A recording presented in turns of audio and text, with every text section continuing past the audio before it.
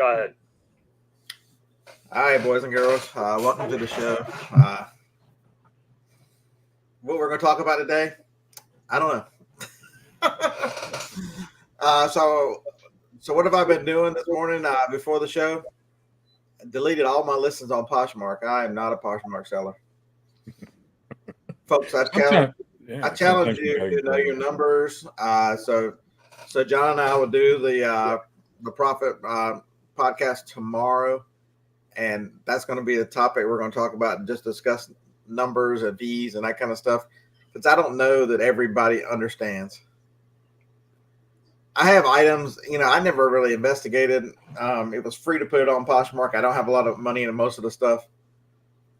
So I had an item that was $6. Does anybody want to know what the percentage fees are at a $6 item on Poshmark? Somebody in the chat. Tell me the correct number. If you sell a $6 item, which I've got these little bitty bras that I've got a quarter in. Actually, I've got less than a quarter. How much does it cost me what percentage does it cost me to sell a $6 item on Poshmark? 80%.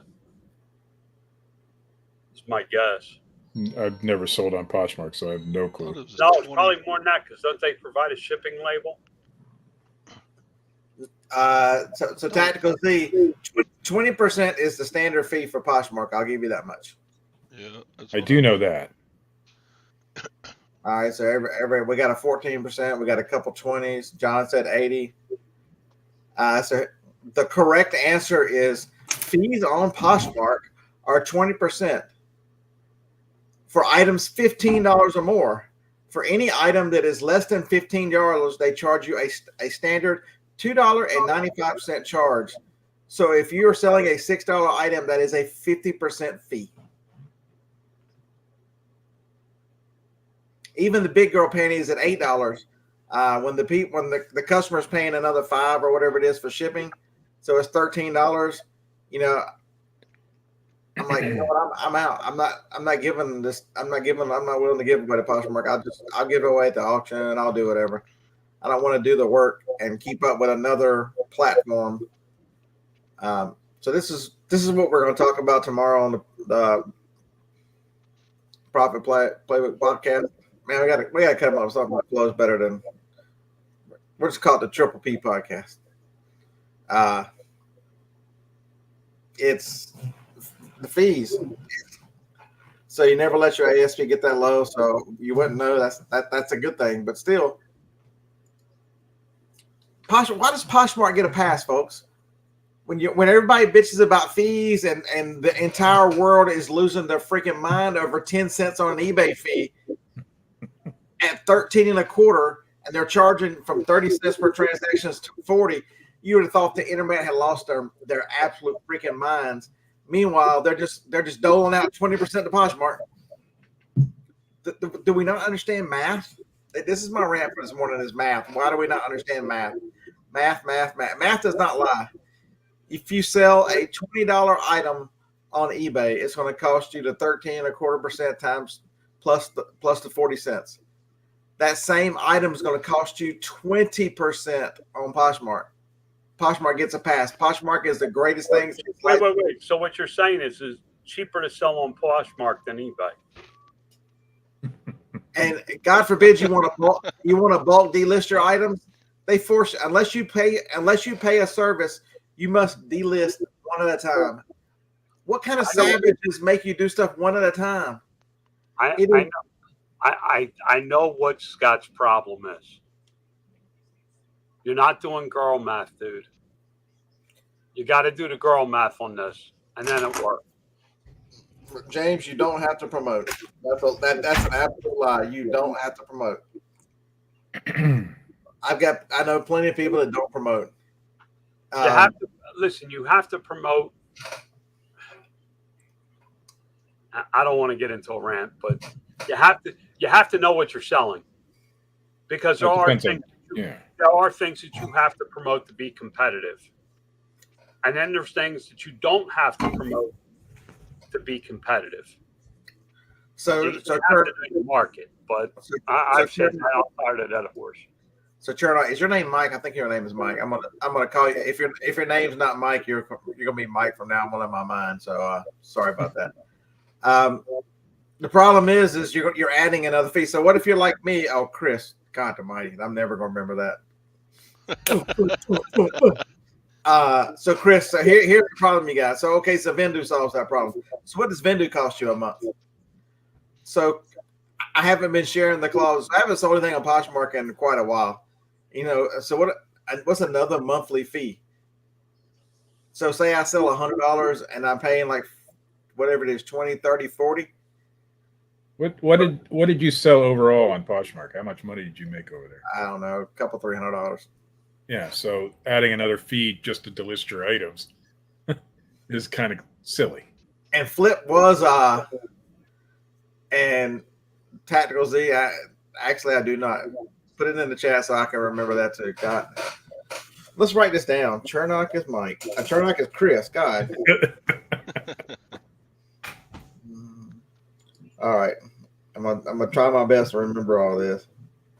$40 a month, totally worth it. Oh my God, Eric.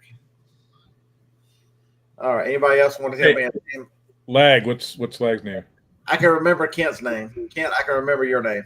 Lags is easy, dickhead. I appreciate you, Kent, for using your real name. It's really nice. So Vendu is amazing. It's worth every penny. $40 a month. It depends, folks. You got to know your numbers to understand if these fees are worth it. It wouldn't be worth it to me because I'm a part-time seller right now. So if you sold $100 a month at $40, not only are you giving 20% of your sales to Poshmark, you're giving another 40% of your profit. Understand what this costs you a month. Understand your fees.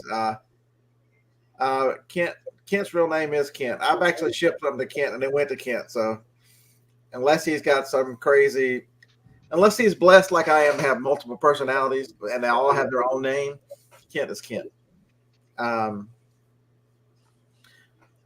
Does it, the one thing when Profit First, one of the exercises it has you go through is to figure out what your subscriptions are. And I challenge each one of you to figure out what you're paying and then see what the hell they're worth. But there's a flip side to that too, Beard. And how far are you into the book with Robert Kiyosaki? Chapter 5. Okay. You see my tagline? It's out of the book. One of the things that he talks about in there is don't say that you can't afford it, but figure out how can you afford to make this work. And that's only if it works for you. You're throwing out a number of $40. If I was to sign up for Vendu today, it would cost me $149 a month. See, so Kent, I 100% agree. That's a true statement. Kent says if you're serious about this as a business, the cost is part of it. 100% agree. The cost there are services and stuff that are worth your time. But my challenge to you is what are they? Which ones? For somebody that sells nothing but clothing and needs to be on Poshmark and all, it may be worth it to them. You have to decide for your business model what is best, not what's best for the marketplace or what you think is best for other sellers or what other sellers are doing. What works best for you? There's a guy bitching about $10 this morning in one of the Facebook's group for a return. And why he shouldn't have to pay. And this guy's spending a lot of time writing about it. And now he's making phone calls to eBay and he's got all this time invested. How much is your time worth? Is it worth $10 to argue about it? Or do you just give the guy $10 and move on? See, Chris, I answered that question already. There's a lag, so it kind of makes this crazy. There are services that are absolutely worth it. But my challenge, we as a society, and people don't realize this, how many people have a Netflix account and they hadn't used Netflix in a year, 2 years? How many people have these? They make this stuff so easy to come out every month. It's the cut of 1,000 slices.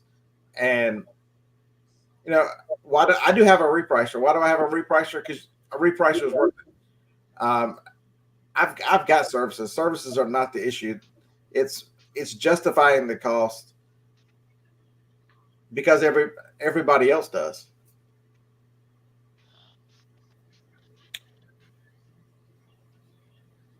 I've gone a year paying things that I never used. It makes no sense. I still pay for in route, and I rarely use it, but I plan on using it. But that was a different story for me. I haven't used in route since last night. It's cheap, but what were you searching for last night? Because I got a bolo I want to post. I don't think it has anything to do with specific tools. If that tool works for you, that $40 whatever tool he's using, absolutely use it in your business. Use it to the fullest extent you can use it. If it doesn't work for me, then it is an unnecessary expense. So so Chris, maybe this is the way we go. So if you're a specific clothing reseller, that cross listing is probably a great, because if I was a clothing seller, I would want eBay. I'd want it on everywhere. I get that, but so many of us are everything sellers, and the everything seller has a different, to understand what fees you need to be in everything. It's a challenge. And so what got me here? So I had somebody reach out to me. So what is everybody doing right now? Everybody's doing taxes. Everybody's kind of looking at numbers right now. And they're like, do you realize what my fees were for eBay? And I'm like, I don't know. Throw some numbers. I started hitting the calculator. I'm like, your eBay fees included promoted were 22%. And my question to them was, you have an Amazon account.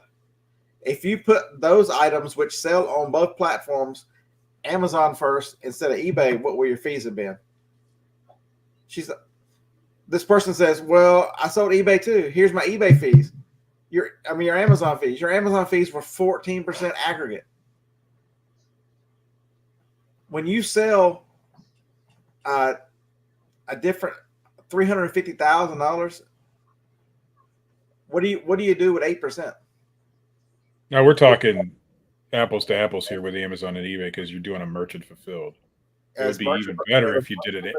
It would be even better if you not now. I mean, I don't know it's crazy right now with the fees that Amazon's proposing or doing or whatever. People complain so much about things and they have no idea the numbers they pay. They just go. There's a reason. Okay, so if you're an eBay and Amazon seller and your items sell on both, and I told you that it was going to cost you 8 to 9% because you had to promote to sell it on eBay at a clip that is still slower than Amazon, and Amazon's going to charge you less and let you pay and give you more money because your items sell for 8 to 10% more over there. How many people are still on eBay?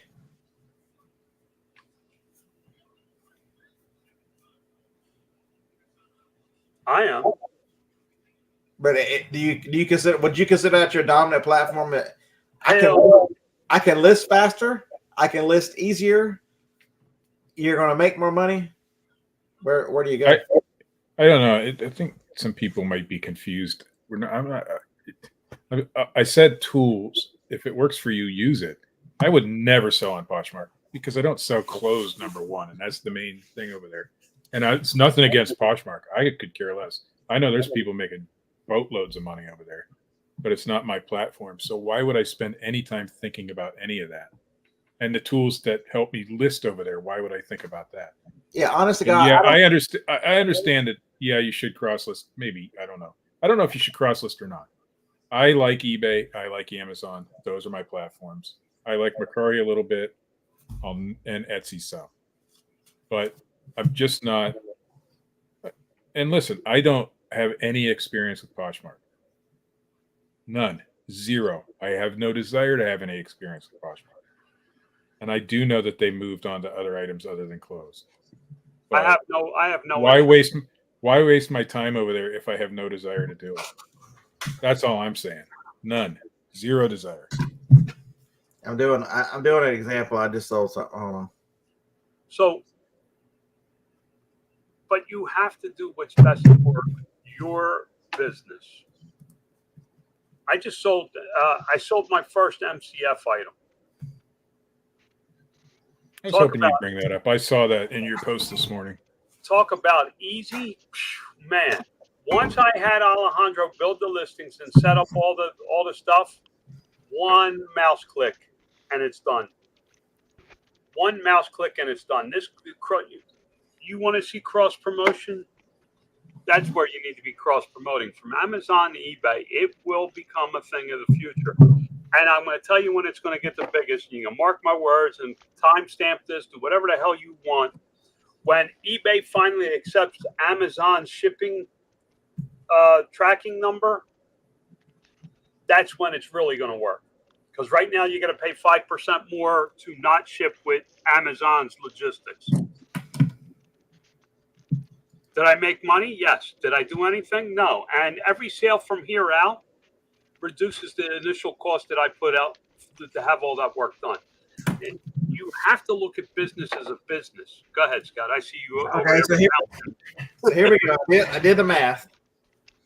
I sold this overnight. It is a Boss 1600 digital multi-track recorder. You see the price. I got $339.83. Where to a guy with a number 818. Who knows? But so I started thinking when I looked at this, I'm like, why did I not put this on Amazon? This thing is beautifully tested, manuals, everything. It's in great shape. So here's the difference. This is one item. So you got to realize when you sell thousands of items. So it sells for $380 on Amazon. So I automatically would have got $40 more, right? There's a $40 difference. I had to promote this thing. Promoted. It charged me $37. Regular fees were $34.44. So it cost me $72 to sell this. Amazon fees would have been $57. So Amazon would have given me $40 more and charged me $14 less to sell it. But then you add in shipping. I can charge shipping on eBay. I don't charge shipping on Amazon. That I got $42 shipping. So the net ended up costing $11 more to sell it on eBay than it did Amazon. $11. How many people are bitching about? How many videos y'all seen about the 10 cents and selling it and me picking the wrong platform costs $11, and it's taken probably 120 days to sell that. It would have sold. There's none on Amazon. It has sold much faster. It's got a decent rank on Amazon. It would have sold faster. Merchant fulfill, Eric. We're going to talk about FBA in a minute and inbound fees. You want to see something that blows your mind, and this is, I'm not downgrading any platform. Every single one of them has problems. Every single one of them can charge you because I sell RA. I don't deal with pay-per-click. Y'all want to care to ask John what his pay-per-click budget was last year? I think I spent $220,000. I don't have my final numbers. This is it. But it's my advertising runs right around 240,000 annually. So that's my challenge to you. I honestly don't care what platform it is, whatever platform it is. I challenge you. You need to be an expert on that platform. Understand what makes your item sell, what it costs you. Because how do you if you don't know what it costs you to sell it, how do you ever make a buying decision on what to sell? Post it in the group. You post in a group. Should I buy this? Oh, you put it in Facebook group. Should I buy this? And you've got a bunch of people there that have no clue. That's the amazing part is you're in a group with a bunch of new people, and the first thing you do is ask new people their opinion. Well, isn't that where you get the best parenting advice? My freaking kids love to run to Facebook. What should I do with my troubled child? So I had to post because they were all talking about good sticker. Okay. Shit. I said, I'll send you my belt. So locally here, I'm in some local Facebook groups, and this has nothing to do with reselling, but it has everything to do with why people do what they do on Facebook.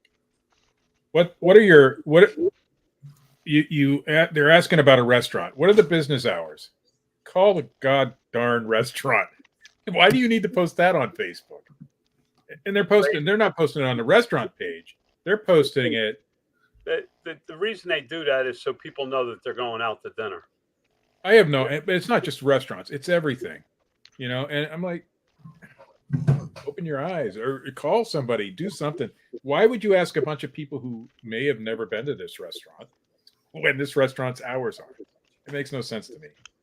I'm not sure if Kent is referring to the way I think about Poshmark or not when he's talking about the Stevie Wonder reselling school, but whatever. I don't care. The Stevie Wonder School of Reselling. Lord have mercy.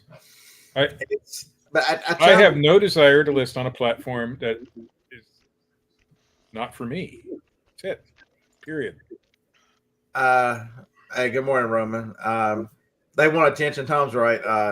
It's because I honestly, whatever platform works for you. I wish everyone success, but part of your success is being able to do this long term. How do you do this long term? You got to be profitable. But the challenge for myself is to make more money per item and for my effort this year. I want to make.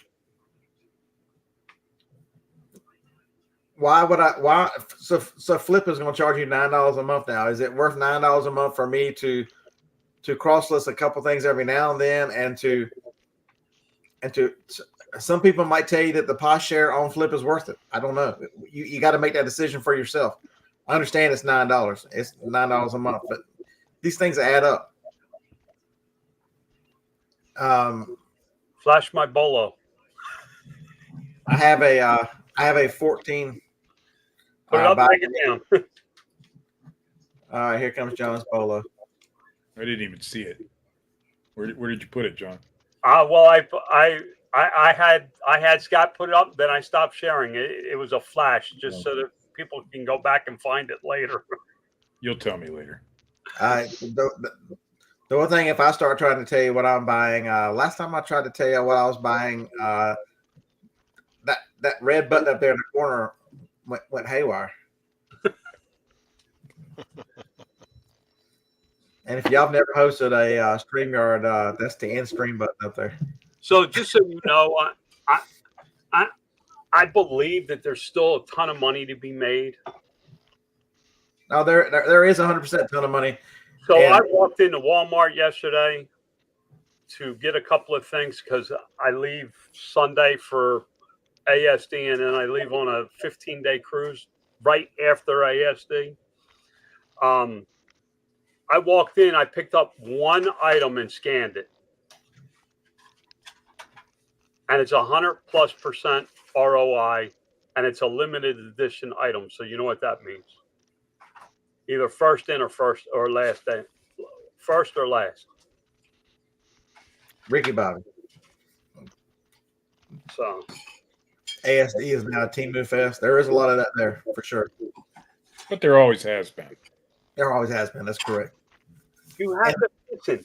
ASD is a great place to learn.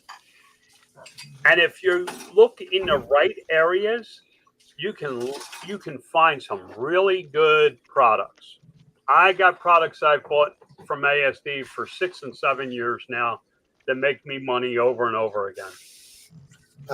Tom, I agree. I don't think it's ever going to end.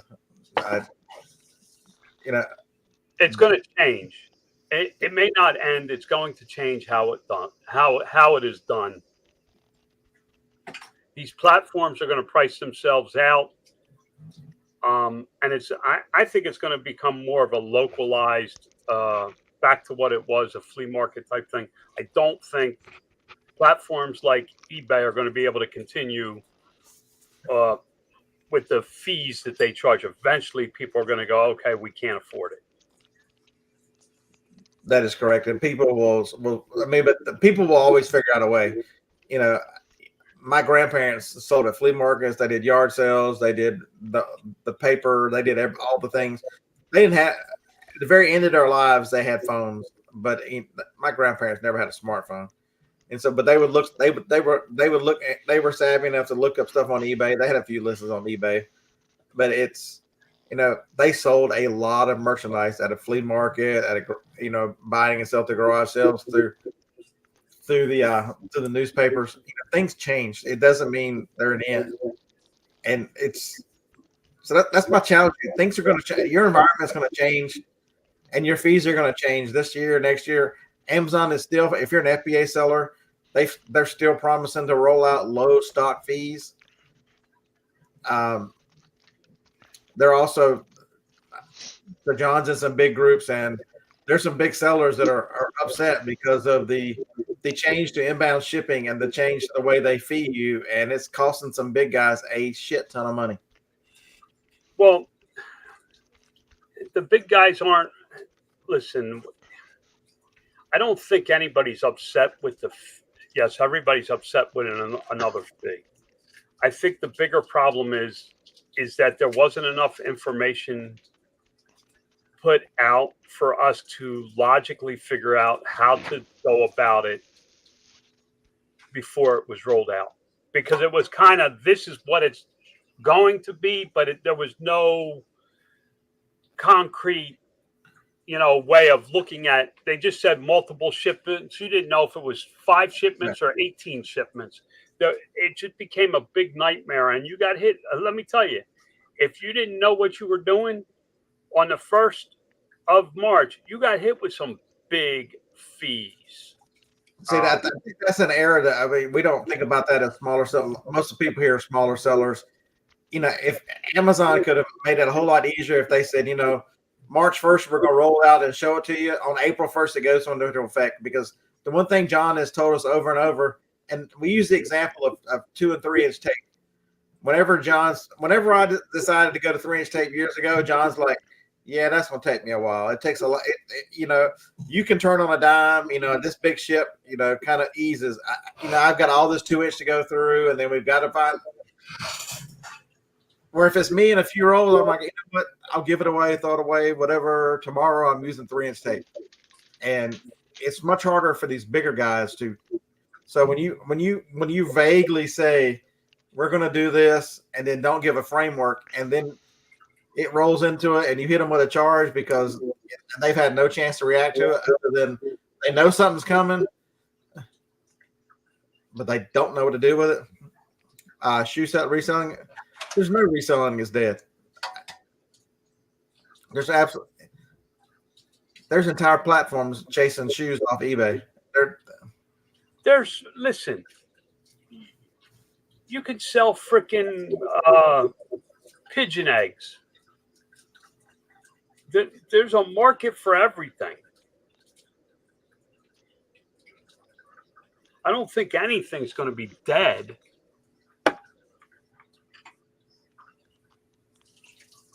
So Mitch say I've had no issues with USPS. They've actually been pretty solid.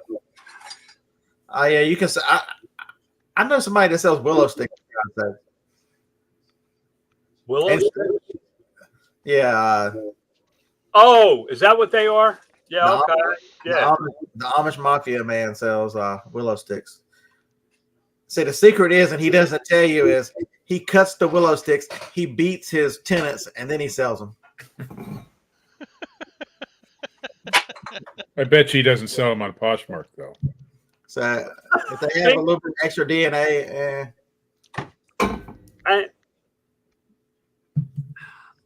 So here's a challenge too. If you can set it up correctly and have any kind of social media following, or even an idea to do something to get eyes on it, you want to make the most money is a Shopify store. If you can drive the traffic, if you have a, I don't know, Jacob should have, and he probably does sell it. I just don't know it because he's got a Facebook site. He runs a Facebook group about willows. He's very active in that group. He talks about it a lot. Truly could, blood, sweat, and tears. Yeah, he beats all the little 4-year-olds that go water his trees and all those things. Well, that's how the Amish do it. Yeah, the internet was very specialized at the beginning. Amazon capitalized on that and brought everybody away from the store sites. And because you just need a sliver of traffic and an interest. AI is going to make this much easier for you to do video editing. All this stuff is coming where it's so easy. It's the click of a button, and you can make short. You can make videos to stick on these platforms as shorts. They can drive track. For God's sake, look at what TikTok has done in the last 6 months. Let's talk about TikTok for a minute. Somebody put a video up of one of my products. I don't know who it was. I don't know how big the video was. I don't know how many views it was. What I could tell you was my product spiked by like 500% for a weekend. Ain't no better marketing out there right now than getting a TikTok influencer to talk about your product. That's going to be a way of the future is how driving traffic through social media. I mean, it's already a thing a little bit, but if you've got sales of an item like John does, where you've got tons of stuff, you've got multiple quantities of the same items, and can take advantage of huge spikes. I'm a one-off seller. I sell a lot of. I mean, yeah, I'll have 30 or 40 of an item, and but that they don't last long. But if you here's what I see coming, and I'm 5-10 years out. I see this coming. The people that really make it in reselling are going to be the experts in a very small niche of products that they know what they're doing. I'm not going to tell you the product because I know people sell it currently, and I've shown it to people to sell. When I started selling that product, I had hundreds and hundreds and hundreds of listings for it. It got to a point that people would email me for specific things in that market. They would use eBay's platform for me to find an item for them, because I was the one out there on a daily basis hunting this one particular type of item. When you get into that kind of market and you get that kind of following on a consumable item, you can't do it on couches or something, because people don't go through them enough. But underwear or something like that that's consumable,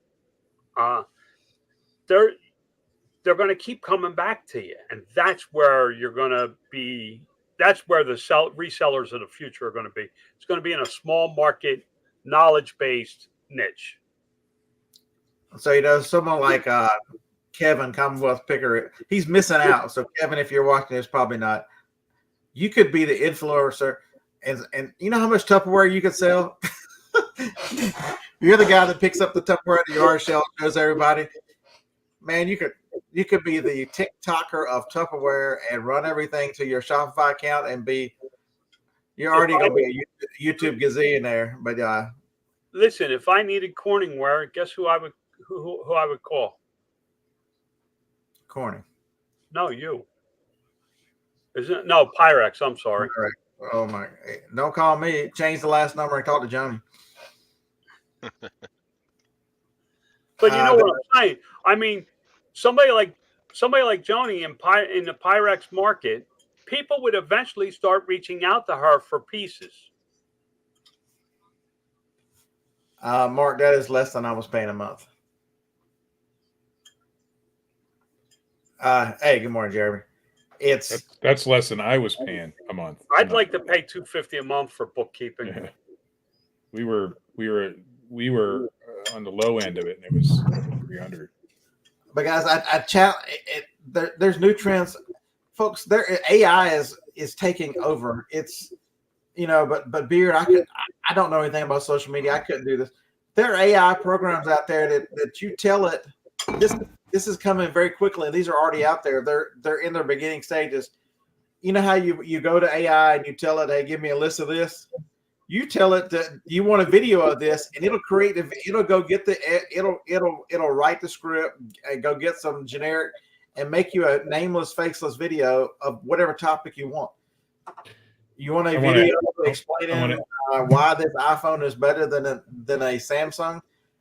it'll write it and make the video for you. I want to answer Mark real quick. Mark, when I said was paying that, I still use Jared, but I only use him for my year-end stuff now because I don't resell on a monthly basis, and I don't need an accountant on a monthly basis anymore because I'm a hobbyist reseller currently.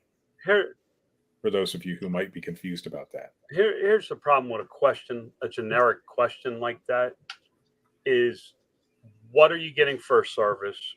I know there's a guy out there now that has started his own e-com bookkeeping service, and I'm not bashing him because I know nothing about his service, but is it a bookkeeper or is it a CPA? Is it somebody that's going to do your books and leave you hanging for taxes, or is it somebody that studies tax laws on a regular basis? My accountant is a partner in a firm now. He was made partner this year.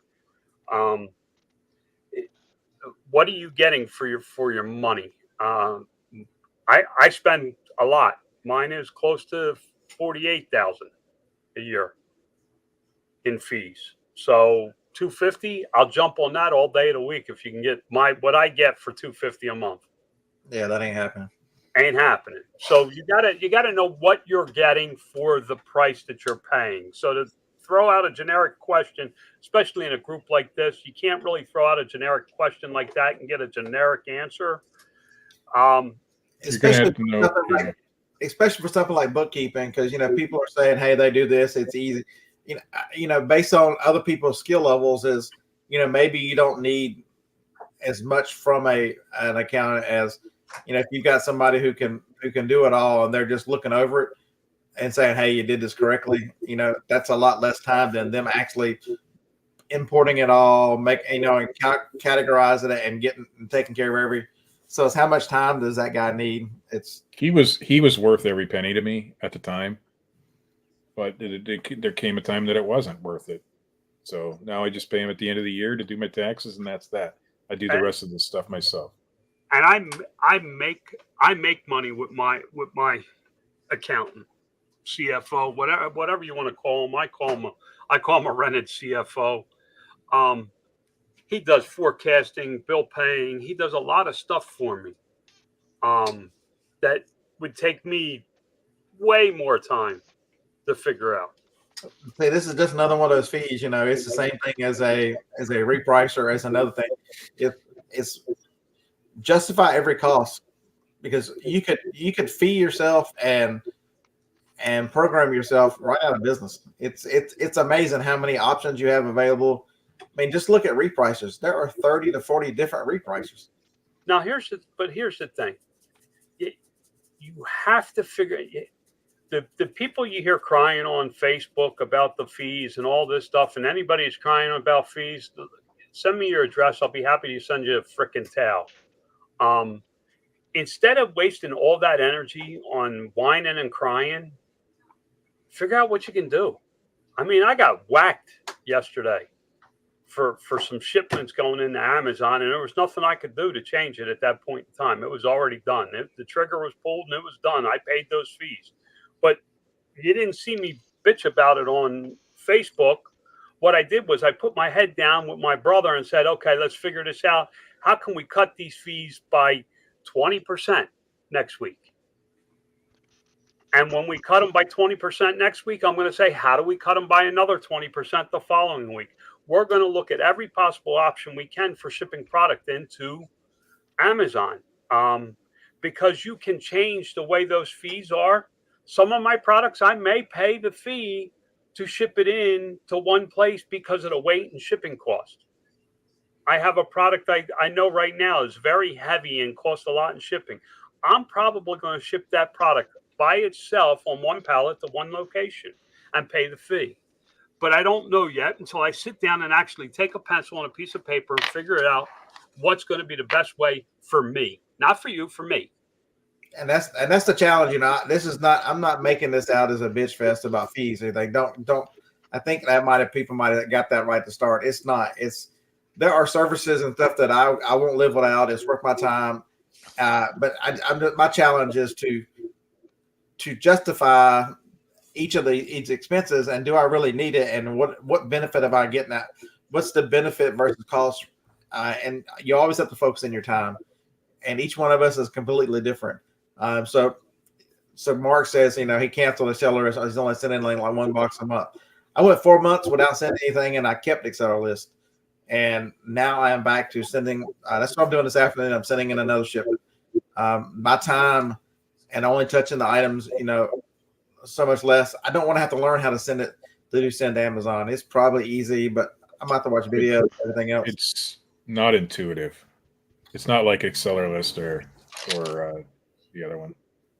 It's not intuitive. That's a notebook. It lays right here with 3 pens on my desk at all time. Paper and pencil, baby. Screw that paperless stuff. I'm nowhere's without paper. But there's solutions out there. The solutions is not to cry and complain. The solution is to figure out, because I don't think people, they go somewhere, they source an item, and they think, man, I can make $20 on this, but they never factor in everything else that goes into an item to figure out what they're, unless of course you make videos and the only thing you find are holy grail items, and then you're just the king.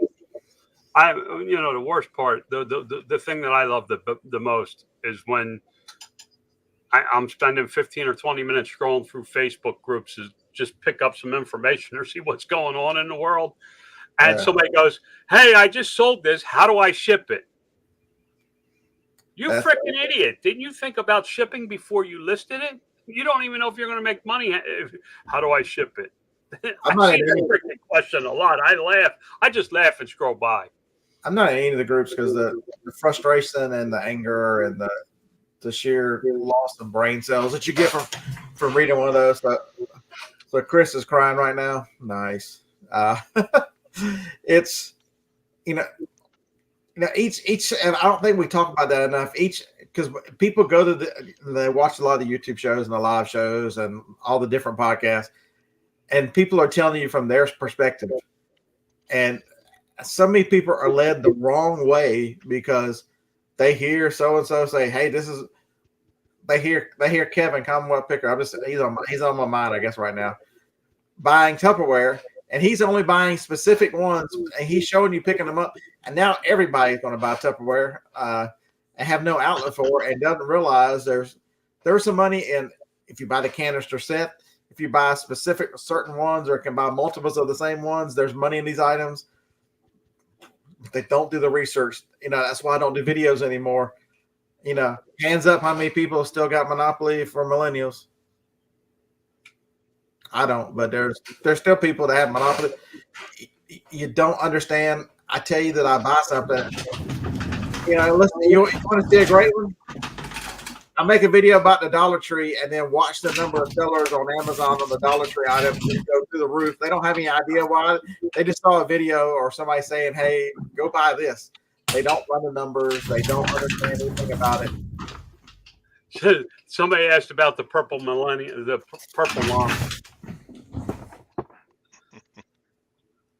I actually had somebody freaking use my #1 selling product at a Dollar Tree in her book. You want to talk about getting tanked? Yeah, but how long did that tank last, John? It's still tanked.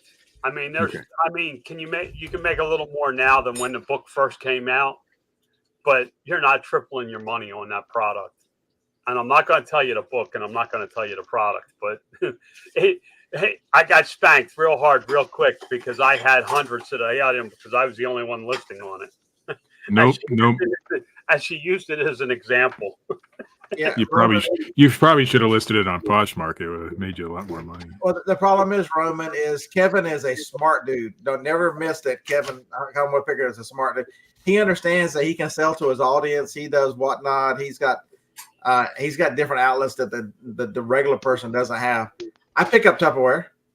I don't tell you how much about it, but I pick up Tupperware. Tupperware sells good at the auction. I've got Tupperware, and I took Tupperware Monday up there. So if I'm at a yard sale and I see it, I'll pick up a lot of it and then put a lot at the auction because I have a direct outlet for it and it'll be gone. you've got to understand how an item sells. That's how people build up death piles on how you end up buying it and somebody's selling their entire store, or Mike ends up with it in a locker in California somewhere because I don't know if I was to get into reselling again, where I'm shopping Goodwills and yard sales and stuff like that. There's two paths to go that I see that are going to be extremely profitable, and they're going to take time and effort. The first one is what Chad's doing, Goldfinger Picker. He's buying broken or old watches, cleaning them up, and he's always been fascinated with the buffing of something and reselling it. The other one is to buy product, break it down, and sell it for parts. The one that comes to mind all the time is the frickin' strings for the chicken on the rotisserie thing. Chris, you're 100% correct. He built those avenues. I'm not disparaging Kevin at all. I cheer for him. You know, sell it on whatnot. Sell it. You know, I wonder if Kevin's so.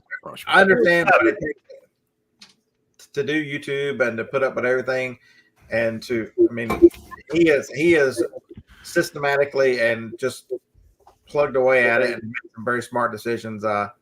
So good for him. I like seeing people succeed in general, but when they're a really, I've met Kevin 4 or 5 times now. When they're a really good person and I like that person, I really like seeing them succeed. So I don't care how you sell your stuff. If you're selling it to somebody who wants it, regardless of why they want it. I mean, if you sell to viewers, you sell to viewers. Who cares? Who is it? What's his name? Not Kevin. What's his name? Which one? The guy you're talking about. What's his YouTube channel? Camaraderie Picker. Oh, that guy's good, man. He's smart. That dude's smart. He's not a stupid man. I wouldn't be telling you he's smart if I didn't already know that. He built himself a nice little business. You got nothing to knock there. You can't knock it. No, he's done it the right. So Mark said, notice. So Jeremy, I'll get him first. Jeremy, YouTubers are quick to. So that's why I'm different. That's probably why my channel has not grown in the last 3.5, 4 years, is because I quit doing one and went to the other, and not as many people want to hear what I have to say about, this is the work, this is the job, make the right decisions, better yourself. I'll tell you when I'm wrong. What's the worst thing about me is I think was my business savvy. So I'm working to improve that as we speak. And how do you do that? Read, follow people that you can learn from. Mark says video games with a higher rank don't sell. Yeah. Sell anywhere. Okay. You also got to realize, so when you're dealing with sales rank, this is a reminder for everybody who sells on Amazon or is new to Amazon. Sales rank for every category is completely different. They operate the same, but they're completely different because the size of each category is different.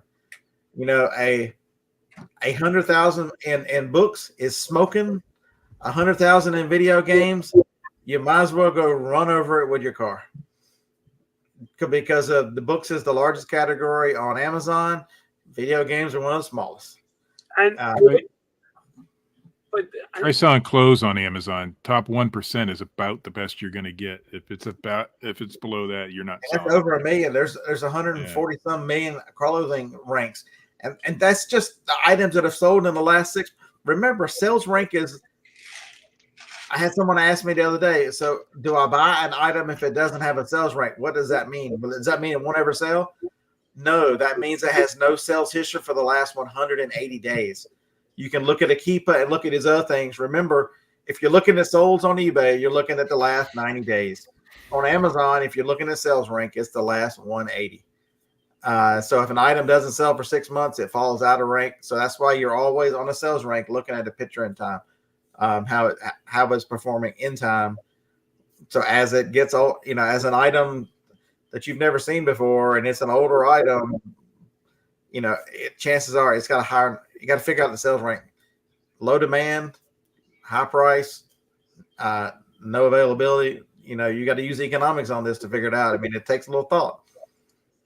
I've sold things with a 300,000 sales rank that sold almost immediately, and I've sold things with a 50,000 sales rank that sat forever. And then there are stuff that Amazon. So there was in Rite Aid there was a cordless phone that me and my brother picked up. The Unitons, they were in a green box. Sometimes they were in a different color box, but I bet you I sold 300 or 400 of them. It never had a rank. I'm like, so even then, Amazon's not perfect. Cha-ching. Yeah, that was a good one right there. What was it? You want me to hit the those button? Things? I'll tell you what it is. You want me to hit the red button? By the way, one of those things that I was selling on Amazon, I'm sold out of now, so it's all you. If you can't find my eBay store and go look at it, you don't deserve for me to tell you. I have hidden my eBay store very well. If you can't find it, that's the problem. Everybody wants it handed to them on a silver platter, prepackaged, and with a shipping label on it, so all they have to do is count the money. Nobody wants to do any freaking work. Some lazy motherfuckers around here lately. If you can't find it on my eBay store, was that just one or did I sell multiples? Don't get me started. Don't get me started because I can go on a tear today about freaking laziness. That was two. I'm not in the best of moods myself. And how about that? I sold it and I bought some more yesterday. Imagine that. That's awesome. Listen, I know that I keep harping on this, but if you're going to get into business and you want to build something, you have to be an expert in something. Can I shout out to Big Girls? Big Girls, y'all hadn't come to see me in the last couple of weeks, and then y'all decided let's buy 10 pairs yesterday. So all the big girls out there, I appreciate that. There we go. Whatever happened to those two chicks? What two Them chicks? crazy ones. You're gonna have to be more specific because Dawn and Mary. The lesbians. Dawn and Mary. No, Katie and Vicky. I thought you were talking about the ones freaking chicks that used to jump in the dumpsters. Oh, those treasure. They do. They switched to completely whatnot. When you said they switched, I was going to laugh. No, they do whatnot, and since they're in California, it's usually late at night because they're like 11 o'clock our time. But they sell jewelry or whatnot and doing a really nice job. Your sale isn't showing up uncompleted yet. Going, geez, John. I know. I'm just sitting here waiting. I'm like, you still got to be more specific. Yeah, they are. They are still. They were in the show a few weeks ago. I think he might have been on a boat somewhere. But that's another one. You can't. How many people are scared to try something different? They found that they love whatnot, and they've been doing whatnot and quit selling on eBay. And they have a following. They have a following of people to be able to do it. Imagine that they have. I got mad respect for him. Don, I knew he wasn't talking about you and Mary, so that's why I was trying to get more information. Who's you and Mary? Two hip chicks. No. No, I don't even know who she is. Listen, I don't care how you freaking sleep at night. That's your problem. They get on there and have a good time. They are funny. I love them. I love them to death, man. Selling. I love watching them. That's still one of the funniest videos ever. With what's her name? Can't get out of the dumpster, and she's kind of flopping in the dumpster. Oh my god, her going in and out of dumpsters is one of the funniest things you'll see on the video. Oh my lord, they were funny going in and out of them dumpsters. But you can't be scared to sell. So, Chris, wait, I want to clarify something to two hip chicks. You got to understand something. I hold no judgment against anybody. I treat everybody the same. I'll call anybody out just the way I see it. So please don't be offended by what I said. Okay, now I found out what you sold. It took me a while. It didn't show up right away. So John Jones said that Jackie was a true dumpster ninja. Oh, she was hilarious, man. Oh, I miss them so much. Yeah, they're gonna laugh when they see it because they come back. They peruse these videos. She's gonna see her here that, and she's gonna laugh. Yeah, John hates shark picker. I hate everybody equally. But it's Roman gets easily offended.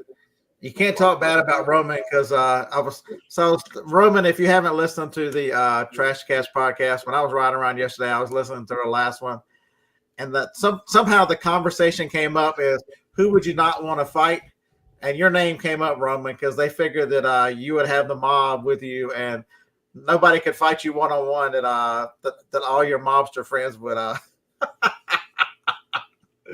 So I don't know if you've listened there or not, but yeah, they yeah.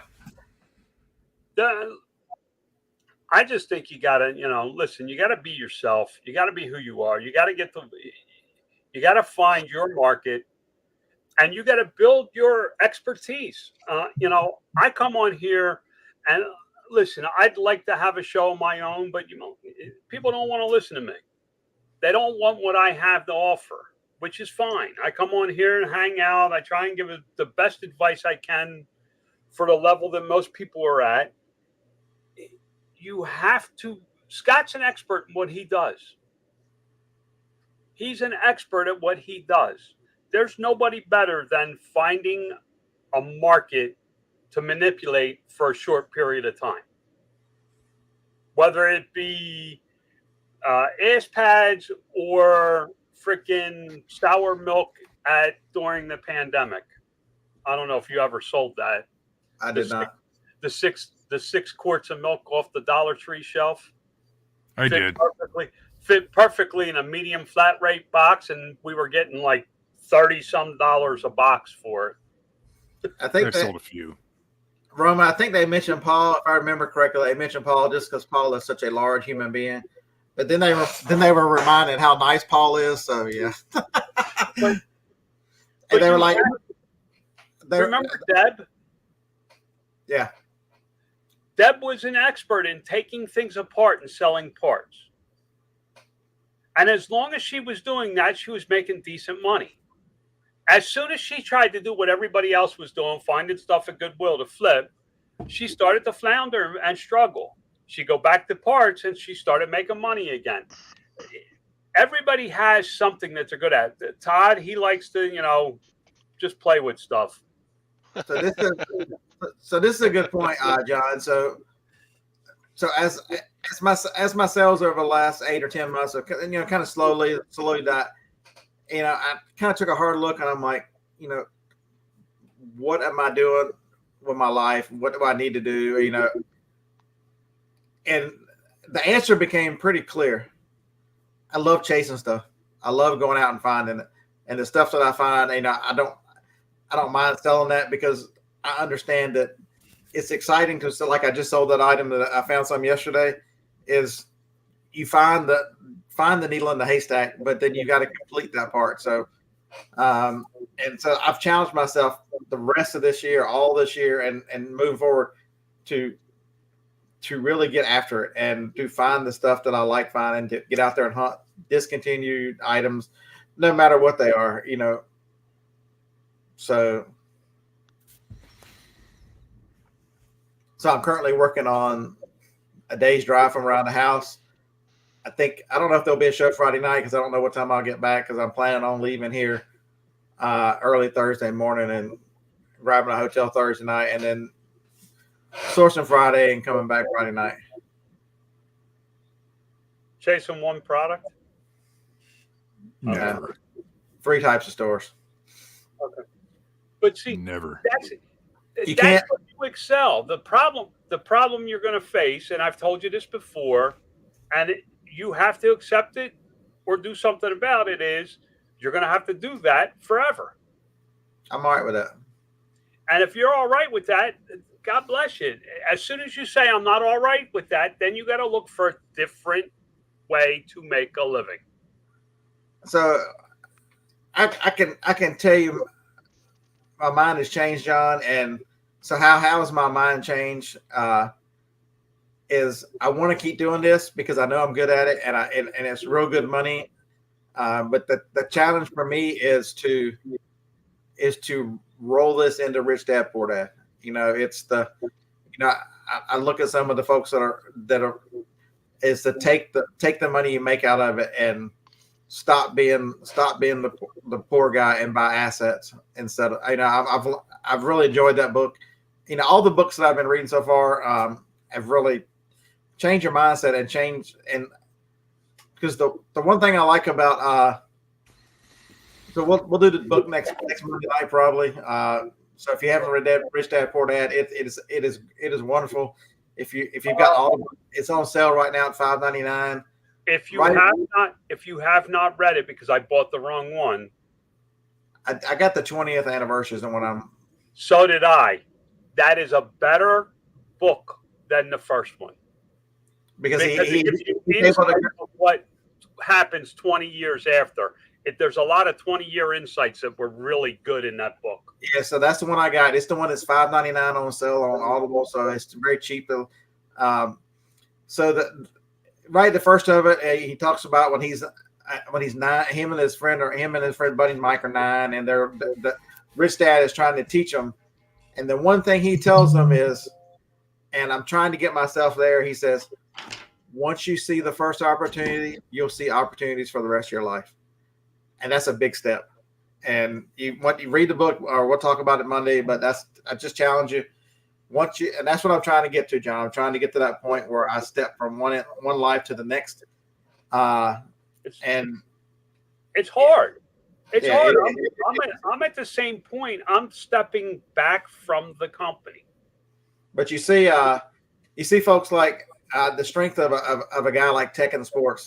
So I've been listening to him lately too, and he'll tell you that he's invested all his eBay stuff in other businesses and buying assets and doing those kind of things. He's really hammering right now on what it takes to be a reseller and those kind of things. But don't miss the fact how business smart and savvy that guy is. The more I listen to Tech Sports, the more I like. I hadn't listened to him. I don't know why I had not listened to him a lot. I don't know if it was just the whole Chris Cloud thing or whatever it was, but man, that dude. That tells you how smart that guy is. How fast did that relationship get dropped? Yeah, he's Tech and Sports is wicked smart, and I challenge you. You want to find somebody that'll motivate you. Listen to Tech and Sport and don't listen to one of his videos and not leave fired up. I challenge you. What's the name of it? He's Tech and Sports. Somebody will post it in the chat, I think. Yeah, he was showing his 6 trucks in his landscaping business. Yeah, that's the video I watched. I believe. Videos. What else is he into besides landscaping and reselling? Something else. I forget. Yeah. So, but I challenge you, develop that other part of you in business mind. You'll be amazed. I'm getting older, and so I'm at the point where paying things off. The car's got 6 payments left, and then there'll be no car payments, and then double down on the house, which has got 10 years left, and invest in the things that will make you money. Listen, I'm not trying to brag or anything. I made $24,000 last year from Rich Dad Poor Dad stuff. But that's a great start, John. I mean, once folks, each one of these books has something different to teach you. So and understand something. I didn't apply myself. Right. And my accountant called me yesterday and he says, "Do you realize what you made last year?" I said, "No." So he told me the numbers because he's got to have them for the taxes. And it's different investments and things I bought and sold that outside of Amazon and eBay. And he said, "You made $24,000. That's $2,000 a month, boys and girls. I could live pretty comfortably on $2,000 a month because I have zero debt now." That just keeps going. And I did not spend a lot of time in it. what he talks about in this book, once you find the first time I read it, I thought it was all about real estate, and I kind of read it with a closed mind. I went into it much more open mind this time. It can be life-changing for you. So there it is. So John, the link to him. I already got him. Yeah, you'll like him. He's your style. No nonsense, no excuses. Really, really to the point, smart guy. All right. So what? 9:04. What else y'all want to talk about? Well, y'all got I want to look at Brian's comment for a minute. He's talking about I'm 53 and I'm trying to figure out what I want to do with the next 15 to 25 years of my life, whether that be with a business of my own or a job career for the next phase. You have to figure, when you look at this stuff, the one thing I suggest, and I talk about it a lot and everybody thinks I'm freaking warped on my death, is what happens is if you die or if you become incompetent like our president, how are you going to survive at that point?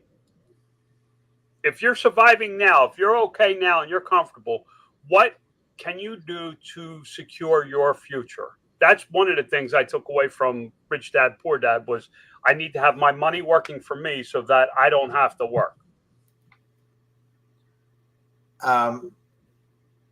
Yeah, Jennifer, I'm excited for the future too. Jeremy says, "What are your yard sale questions, games?" So yard sales are going to look a little different. I'm gonna push up the. It's really got to be worth for me to list something. I'm gonna take a lot more chances at the auction. A lot more stuff's going to auction. I'm really going to focus. I'm finding in plenty of stuff that everything that I want to ship, I want on those shelves for the most part, and everything else has got to really be worth some serious money, like that thing that I sold today for $350. Because I don't. It costs me money to list. It just sits around. I'm actually going to start going through my eBay store probably this afternoon or maybe tomorrow night in a hotel room, and just what needs to come down and go to the auction and just be done with it. What's been there a long time. I know some boxes up there. So what? I know there's some boxes up there. Right above your head, or did you get rid of them now? What do you mean above my head? Those are empty boxes. Aren't you in the garage? Yeah. You're out in your shed, right? Yeah, that shelf's way over there now. Okay. You know what I'm talking about. Oh, yeah. They're actually, you can't see them. They're like right here. I've been running them to the auction. I've got them on eBay too. But you have to, somebody's talking about Harry Tornado getting into a flip house and different things. You have to understand the first thing you have to do is secure your income.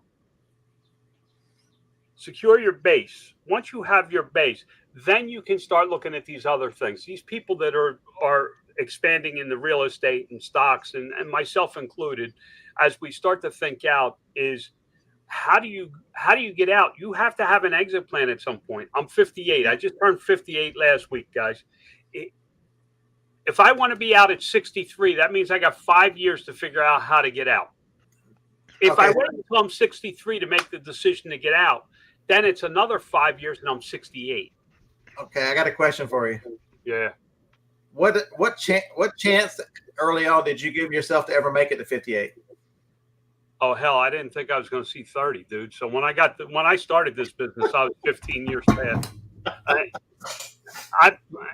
I've lived a rough life. I know that. I've done some crazy stuff in my life, and no, I didn't think I was going to get to 50.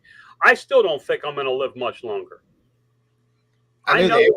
I can't take. There's medication I can't take because of things that I've done to my body. If I go to the doctor and they want to give me a pill, I got to have a freaking liver test to make sure that my body can handle it. All right. My question, John, is what are you going to exit to?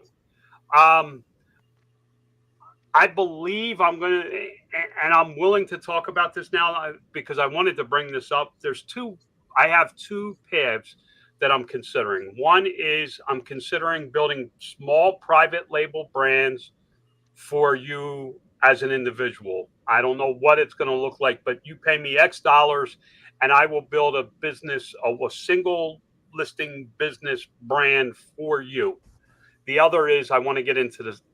I like to get heavily into stocks because it's a mental thing. It'll keep me young mentally. So no poker and roulette. That's just hobby. That's not the third one. Did you see this? Did you see this? Lori got me a freaking watch for my birthday. It's a roulette wheel. It's pretty cool. Grumpy, I wouldn't bother trying to get out.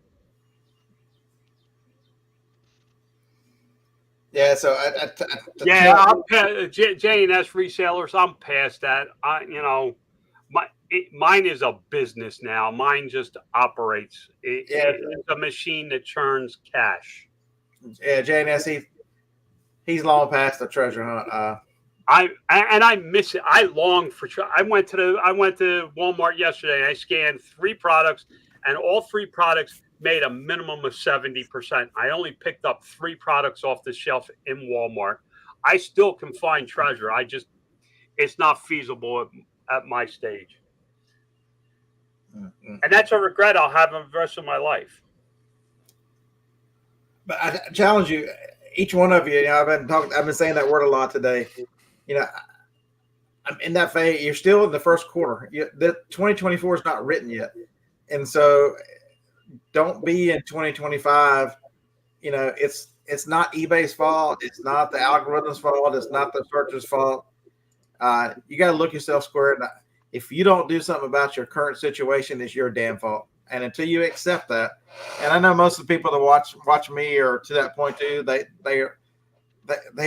are above the bullshit. And do I think there's something wrong with eBay search? There ain't a lot I can do about it. Do I like paying promoted? I do pay some promoted, and I'm in the process of figuring out how much that number is again. But if you're not actively participating, if you don't like the way eBay's going in your sales, you got to find something. Put it somewhere else, sell it somewhere else. Figure out how to drive a Shopify store. Use the AI programs that can put videos up that can drive traffic. I mean, take advantage of opportunity. You've got to see opportunities instead of always the victim mentality. If you don't ever get out of victim mode, you're always going to stay in victim mode, and you're always going to be wondering what could have been if you don't go for it. I can't disagree with any of that. You're on the way back, though, Steve. I'm excited for. By the end of the year, I think you're. Here's the thing about me. Here's the difference between me and John. John is beyond. He can't go back, start fresh, and I can. And it's going to be exciting for me to see what happens. And it's not knock against. John built what he wanted to build. He's there. I don't want to build that, but I want to build something. And right now, I get to start all over. Now I don't know when that transformation is going to take place. But there will be a video on my channel probably today or tomorrow, the 1 year update of where we are with our finances. It's actually pretty cool what we've done. So just to give you an update, when I met David Jarvis, he was almost solely an eBay seller. Been an eBay seller. Dave, put in the chat how many years you sold on eBay? It's a lot. And for him to walk, we were in Florida, down in Orlando. He was there when we were buying the underwear and all that stuff. He told me I was absolutely insane and RA was the stupidest thing I'd ever done. And why was he telling me about RA? He only wanted to do wholesale. A few months later, I get a call saying, sorry about that. RA, I'm building my wholesale through RA. And now he doesn't hardly do any RA anymore. He's all wholesale. 10 plus years on eBay. Walked away from eBay because of changing this business model, different opportunities. He's one, he has changed. I see a lot of people make a lot of changes and go for things. David Jarvis is one of those guys. You never hear from him. I talked to him on the phone. I never call anybody, folks. Sorry, but he'll call me once every couple months and keep me I don't updated. call anybody either. I'm excited. He's got a warehouse space now, folks. You can do this. He was running a large Amazon business, sending FBA through his kitchen, for God's sake. I don't know how his wife still puts up with him. If he's smart, he's got his wife involved like I did, and she enjoyed it as much as I did until we got too far into it. But look at Steve. Steve ran into some problems. He buckled down, and I'm not going to put any numbers out that he gave us, but he gave us some numbers that were freaking impressive of what he's done in 1 year's time. Let me give the credit to my wife on most of that. Freaking hard work for both of them. We busted our asses, and we still are.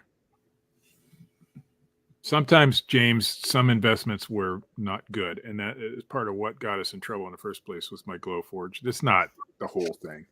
But I made an investment thinking I could build a business with that, and I'm just not good with it. So you want to buy it, James? I'll sell it to you. So I'll talk about that on the video, about what happened, why we got in trouble.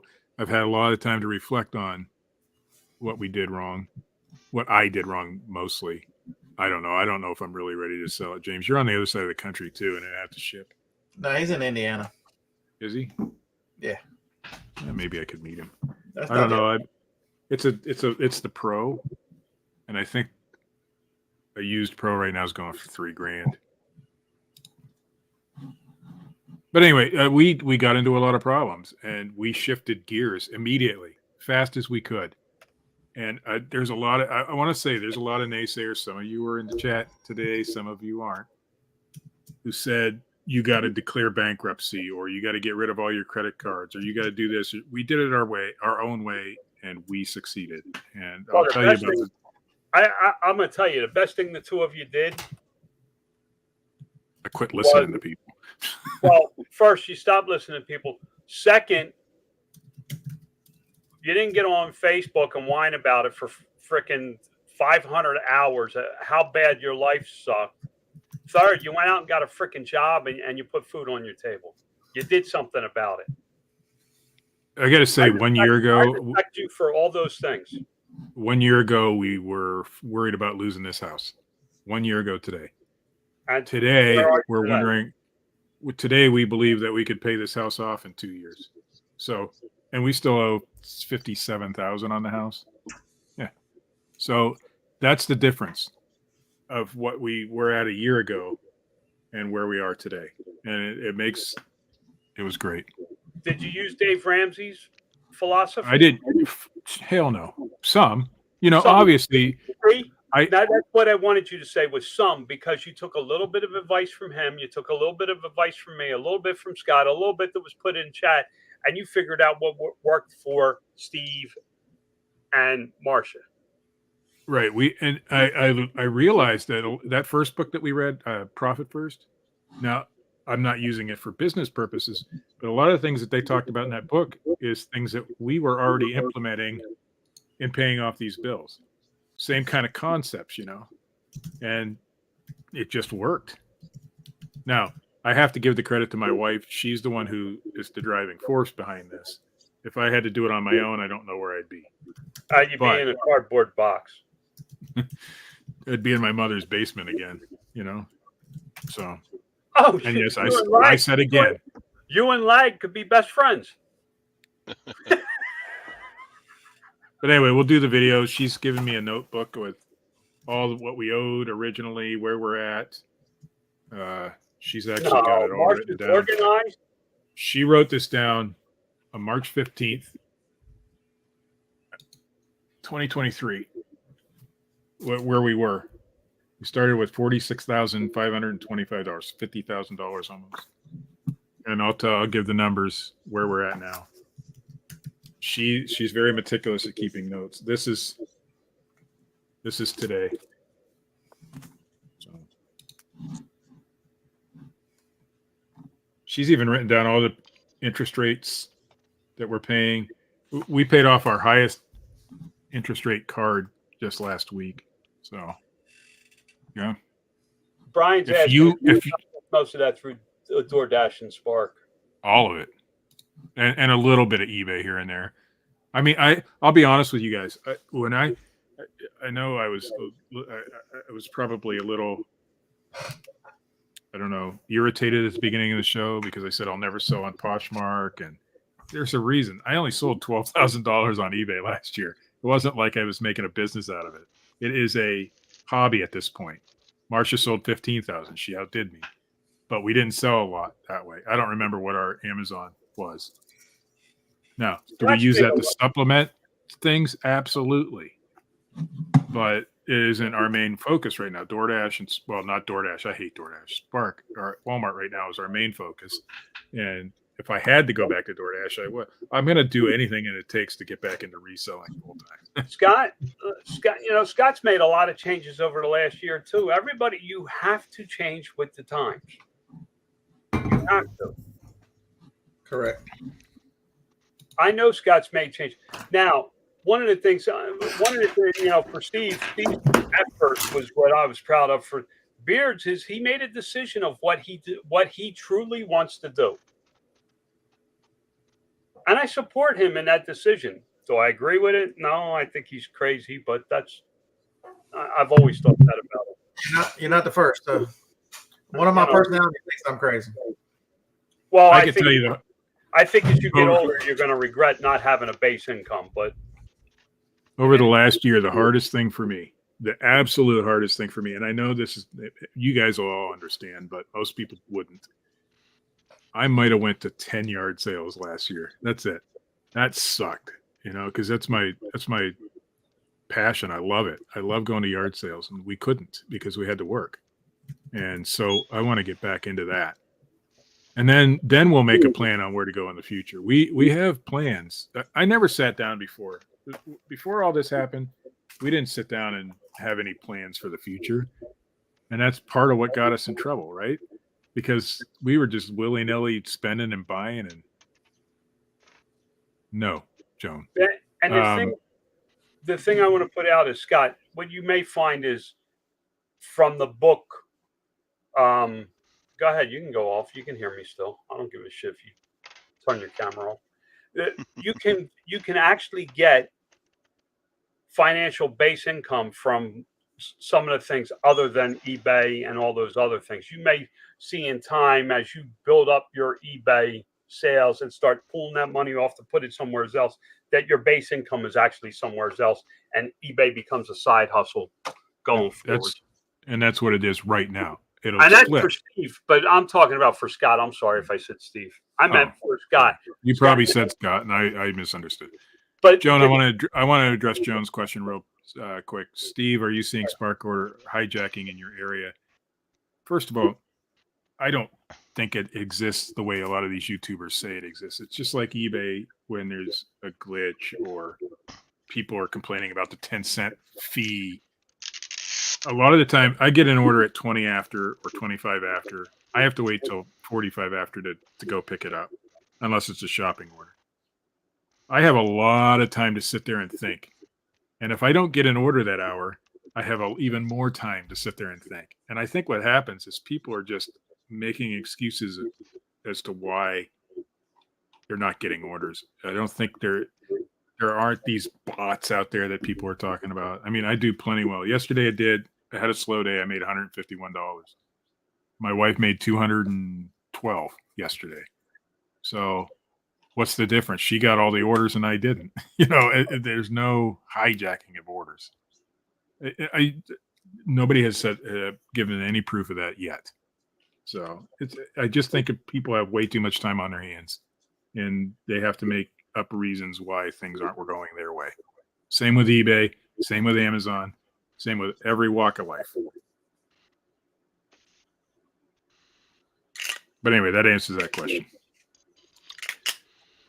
I think I'm gonna download the Rich Dad Poor Dad and listen to that one, because even if I might not use it for business purposes, personally, I found that reading these books helps me personally, financially too. In your everyday life, you don't have to be a business owner to get some of those concepts out of them. Well, Rich Dad, Poor Dad's nothing about business. Has nothing to do with business. Yeah, I don't know. I haven't read it. It's more about personal, overall personal financial outlook. It's not Right. about running a company. Not like Profit First was. And there's a reason why I haven't been on the book review or book club shows is because first of all, I haven't been reading all the books, but second, I'm not in business right now. I'm out there trying to make some money to get back there, but I don't know that I could contribute as much as you guys, but I would like to do it. Yeah, I don't understand the economy. I really don't. I don't know where all you guys are getting all this money from.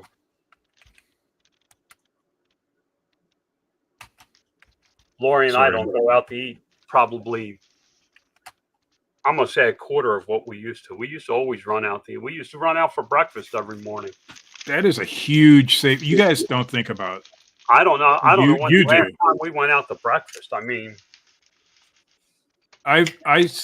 we don't go out to eat rarely. Now, if we were meeting up with John or something, like when we visited with you guys in Ohio, we went out. Special occasions we'll do that, but in our daily life, no, I don't.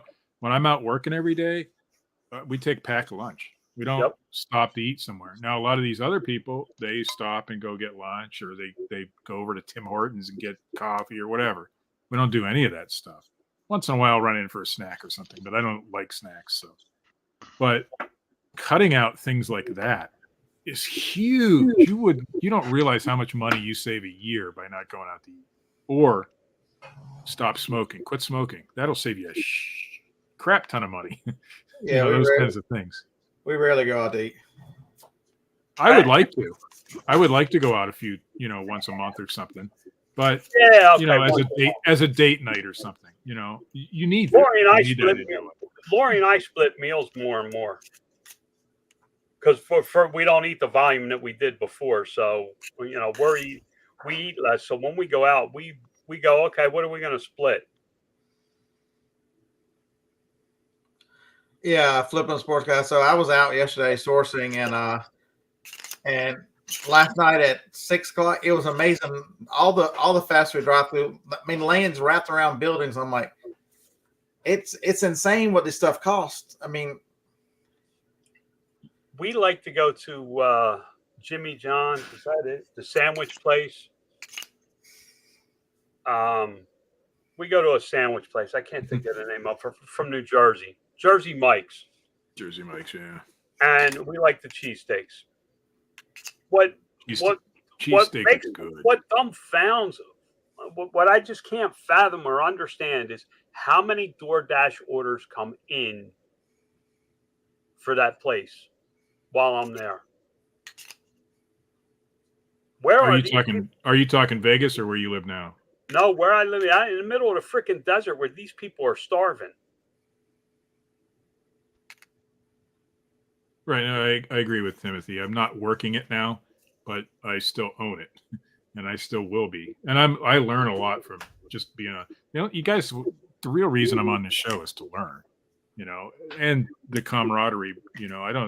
Scott will tell you how often we talk off this show. Rare, and it's because neither one of us, we're both introverts, and we just don't call each other. I don't call nobody. I call like 2 people. Yeah, I don't even. Now, Scott, I've made it a point to text you a few times in the past couple of weeks, but because I need to do that more often, I need to get out of that. But yeah, I forget where I was going with all that. But anyway, as far as the DoorDash stuff, and it's a huge business, huge. Now DoorDash doesn't pay their drivers enough. That's for damn sure. Walmart Spark is way better at that, but. That's why I don't do DoorDash. It's a freaking grind, man. I was making about $120 a day on a good day, on a real good day, on a Sunday. But you were still making money. You stuck with it until you got Spark. But I had to multi-app. I had to do Uber Eats. I had to do DoorDash. I had to, roadie a little bit before I could get into Spark. Now Spark, I don't multi-app. There's days we went home early Monday because it was real slow. And it was 70 degrees outside, so we could enjoy the day. No, Spark is way better in tips. Marcia made $100 in tips yesterday. So out of the $200 she made, 100 of that was tips. Steve, you should let her wear. Your market's going to be different. Steve, every market is different. Steve, you didn't let her wear a bikini to work, did you? No, I don't think she'd wear that even at home. I'm kidding her, and if she listens, she knows I'm kidding her. No, she's working. Because here's the thing. She drives me to be a better guy. You know, she's out working today because she wants to pay off this house within 2 years. And she's got bigger dreams than even I do about where we're going to be in the future. So my wife's dream she's is committed. Flow machine. My wife is committed to doing what she wants to do, and she will get there. With or without me, she'll get there. All right, so next week I'm gonna reach out to the guys in Nashville Flippers, see if they want to come talk about the Nashville, because that'd be good. April 26th to 28th. If you're anybody's interested in a meetup, I would. I unfortunately will not be going. We talked it over, and could I afford it? Yes. Should I afford it? No. You know, because we're working on some goals here. Next year. That will be a lot of fun. I know Johnny and I'll be there. Harlan, if you want to meet Harlan's new lady, she'll be there. So I think Craig is saying that I showed up in a bikini, and that's why I don't make as much as my wife. That's probably true. Anissa was Sue's starting treatment today. So Sue is no, the 13th, I think she said. 13th. So she's got chemo lined up. She put a post yesterday on Facebook saying that she got put in a trial. Jennifer will be there as well.